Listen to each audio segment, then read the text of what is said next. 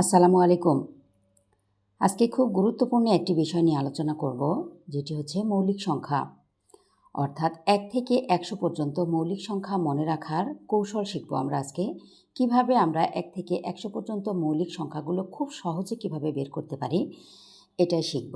এর একটি টেকনিক আছে। টেকনিকটি হচ্ছে, এখানে একটি সূত্র দেওয়া আছে। এই সূত্রটি আমরা একটু মুখস্থ করে রাখব। সূত্রটি হচ্ছে ৪৪, ২২, ৩২২, ৩২১। এখানে কিন্তু সংখ্যা দেওয়া আছে আমাদের মোট ১০টি।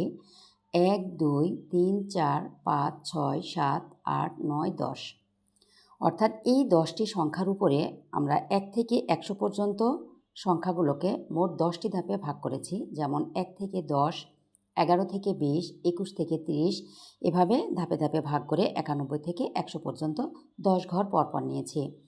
এই ১০ ঘরের মধ্যে কয়টি করে মৌলিক সংখ্যা আছে, এই ধাপগুলোই, প্রতিটা যেই 10টি করে ধাপ দেওয়া আছে, এই ধাপের মধ্যেই কিন্তু এখানকার একটি করে সংখ্যা কিন্তু দেওয়া আছে।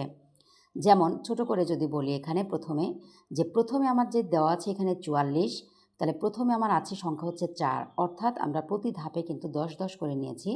যেমন ১ থেকে ১০, অর্থাৎ এর মধ্যে 10টি ঘরের মধ্যে আমার প্রথম 10টি ১ থেকে 10-এর মধ্যে মৌলিক সংখ্যা কয়টি আছে আমরা এটা দেখে কিন্তু বুঝতে পারবো যে 4টি। তাহলে 4টি কি? ২, ৩, ৫ এবং ৭।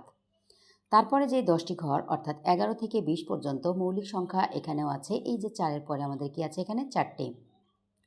১১, ১৩, ১৭ এবং ১৯।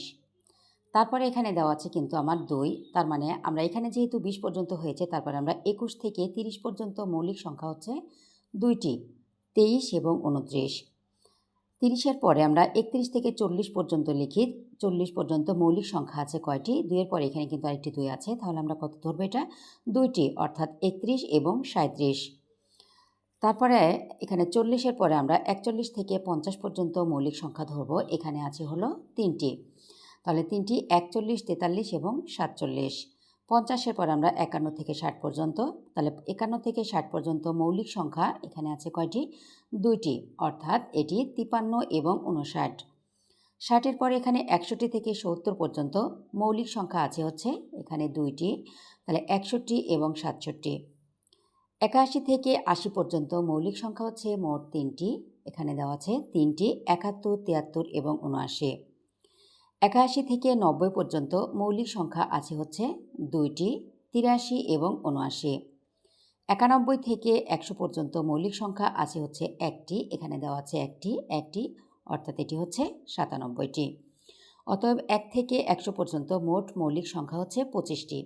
তাহলে কিন্তু আমরা যদি এই সূত্রটি মনে রাখি যে ৪৪, ২২, ৩২২, ৩২১, এটি মনে রাখলে কিন্তু খুব সহজেই আমরা ১ থেকে ১০০ পর্যন্ত মৌলিক সংখ্যাগুলো বের করতে পারবো।